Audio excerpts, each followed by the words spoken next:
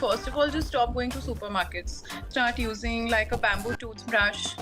You don't need plastic toothpaste. You can use tooth powder. So they were giving us water in, tin cans. We wanted to guide readers on how to lead a low waste life. Every time you go out to buy something, you think about its carbon footprint. The only thing that society is wired on is conditioning and convenience. They are so used to getting everything on a single click. They are so used to not stepping out of the house for the smallest things. Don't just be an activist, be somebody who acts. This is me, Madiha Khan, for the CSR Journal, and welcome to another episode of India Unplugged Leaders in Action.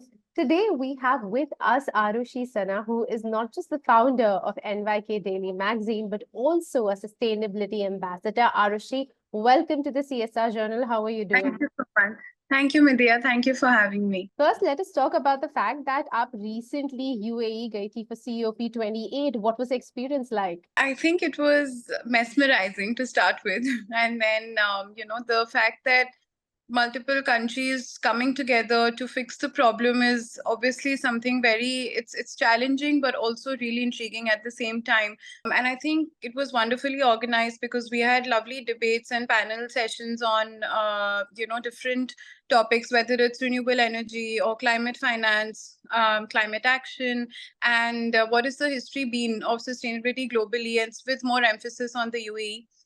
There were different pavilions, gender equality, lots of things, and marine life restoration. That's great. And talking about NYK Daily Magazine, how do you sort of ensure that you incorporate sustainability or achieve sustainability through that forum? COVID is when people had the time to sit at home and read a lot of articles because they weren't going out anymore. They were working from home, and they spent a lot of time on these kind of articles that we wrote. And we started off. So some of our columnists have been wildlife documentary, script writers, and they've been into filmmaking. So they're the ones who brought in a lot of content on nature conservation and wildlife because they've lived through it for years now. Whether it's from forests in Africa or India or South America.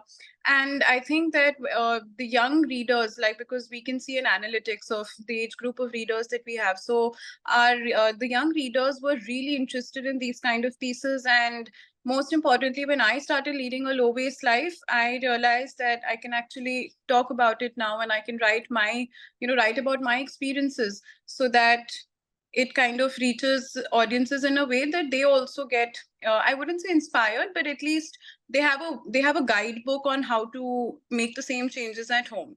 So because when I started leading a low waste life, it's like I had so much information and didn't know what to do with it. Like it was a very cluttered space.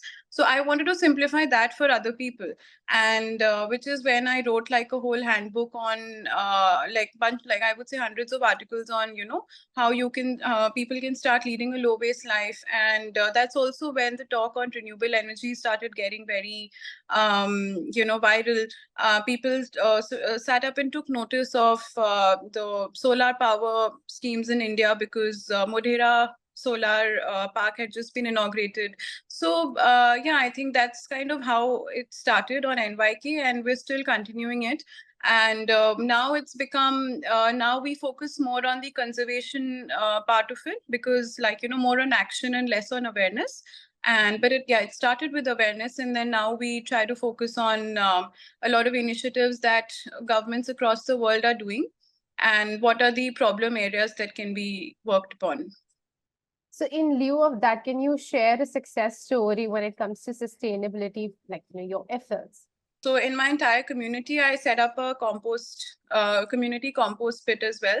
So now all the homes around, they ensure that their food waste is getting composted. And it's as big as a room, I would say, the entire compost pit.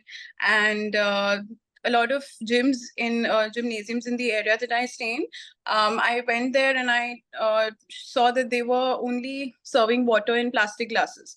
So, and actually people think paper glasses are a great alternative, but they're not, because they're also lined with plastic inside.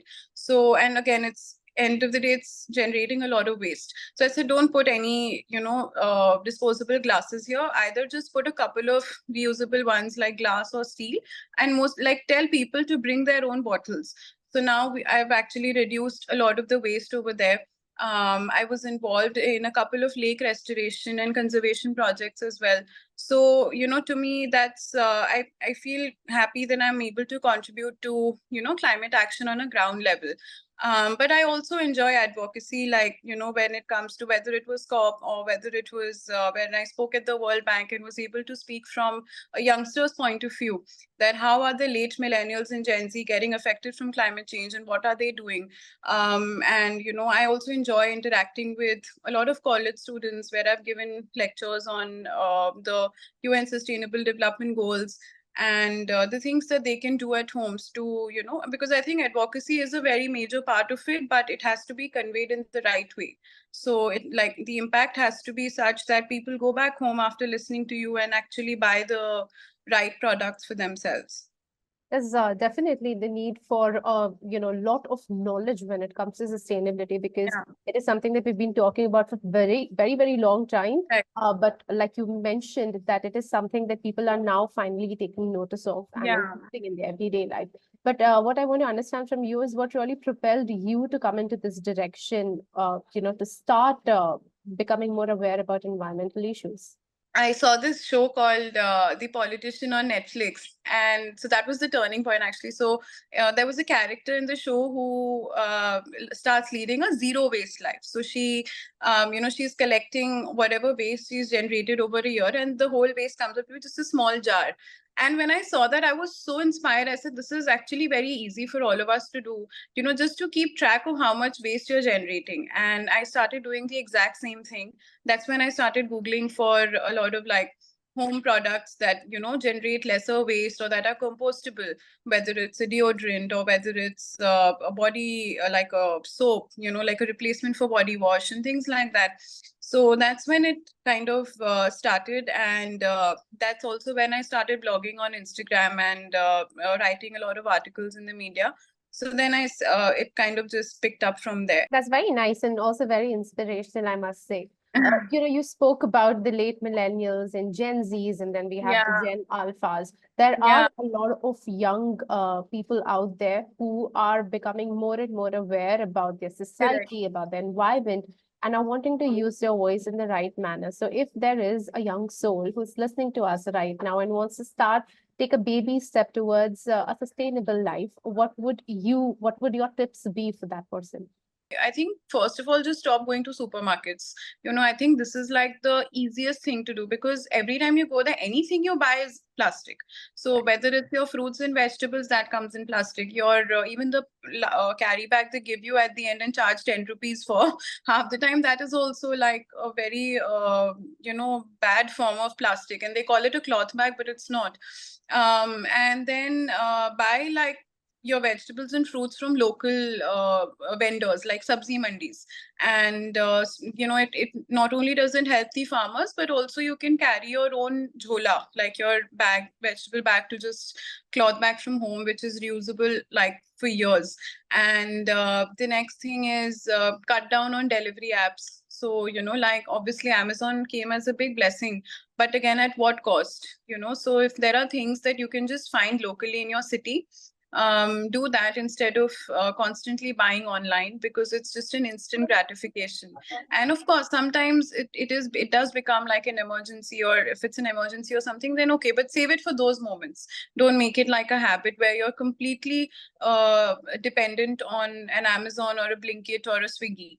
And again, on ordering food, like that's also, if you're at home, you don't need to constantly order food. You can just save it for special occasions, and don't make it an everyday habit. And again, like, I'm not trying to be extreme here, because again, then it just becomes like a sermon or like preaching. But because obviously we can't just completely compromise on our entire quality of life. The point is to make it better and healthier, because what's healthy for us is also healthy for the planet. And I see people buying these imported avocados from Guatemala and all, and I'm like, it's so unnecessary, because you have so many local fruits and vegetables available that we can all eat. In fact, even avocados are being grown locally now. So tell us your top one, habit or activity that is your favorite and is also sustainable in nature. Gardening is definitely my top hobby, where so I grow a lot of vegetables at home. All my like palak, pudina, dhania, methi, tomatoes, cauliflower, and onions, mangoes, jackfruit, like lots of stuff. So I really like That's a lot. having so I really like having, and of course, I'm very privileged that I have some space in my house to do it. And I really acknowledge that, and I'm very grateful for it. So that's something I definitely indulge in quite a bit. That's great. And it's really good to know that you're growing so many fruits and vegetables inside your house. Maybe one of these days I could come and have a look at it because I Please do. absolutely love gardening. Please do. But when we talk about sustainability, like you pointed out, it's very good for you and it's also great for the environment because Yeah. most of the practices sort of end up being really nice for your body as well. Yeah. But having said that, it is not so easy to live and to go ahead with a sustainable lifestyle because, our environment, our society is wired in a certain way that the most available things are actually not sustainably packed Yeah. or so sustainable. So, in your day-to-day life, how do you sort of keep yourself motivated when it comes to this? I think for me, one thing that I definitely struggle with today, like even today, is water. So I am very scared of drinking like water from a tap outside. So, and I have seen people do it, like who really advocate for sustainability, but I get very scared if I'm traveling, I mean. So, when I'm at home, I always take my water bottle to work or wherever I'm going in my car. But if I'm traveling, I somehow end up buying a plastic water bottle because I'm scared that I'm going to fall sick. So in restaurants, it's okay. You can still ask for regular water. But अगर ऐसे road पे आप चलते जा रहे हो, then I still go and buy a plastic bottle. So then I would say, even if you're doing that, the least that you can do is at least trash it into the bin and don't throw it on the road. Because even now there are people who are just littering on the roads like crazy. So it's just that initial step. And of course, it doesn't happen overnight. It will take a couple of months to come to a level where you're able to successfully say that you've reduced a lot of your carbon footprint. But that's why it's like taking baby steps at a time. True that. Well, this has been a lovely conversation. Thank you so much for diving so much deep into the sustainable lifestyle and the kind of work that you've been doing. And we really wish and hope that you get more power and strength to move towards the positive direction that you have sort of turned your life into. You're truly an inspiration, Arushi. Thank you so much Thank for being on the CSR Journal. Thank you so much for having me. Thank you. And before parting, please give out a message to all of our viewers who are watching you right now. अभी जो भी मैंने बोला बस उसको धीरे धीरे implement करना शुरू कर दो. That's the only message I have. Like, start slow, start small, and you're definitely going to get to a point where your carbon footprint is much lower. You're going to physically and mentally feel much better. And I would actually, one important advice I would give to people is to be really involved in, to be really aware of climate policy. Like, I think that's something that a lot of people don't take, interest in. Like Gen Z as well, they're aware of climate change, but I think they should also be more aware of what the government is currently doing to sort of, because, when you're more aware, you know the right questions to ask, and, your leaders or or even your municipality, forget leaders, and you also know better steps to take towards fixing that problem. So it's important to just kind of be really aware of things around you in terms of what the government is doing to take care of us, and if there is something they're not doing, how can they do it better. So that solution oriented mentality is very important. Don't just be an activist, be somebody who acts. So that's, I think, yeah. That is a great punchline. Thank you so much. Don't be an activist, be somebody who acts. That's actually a very good advice as well.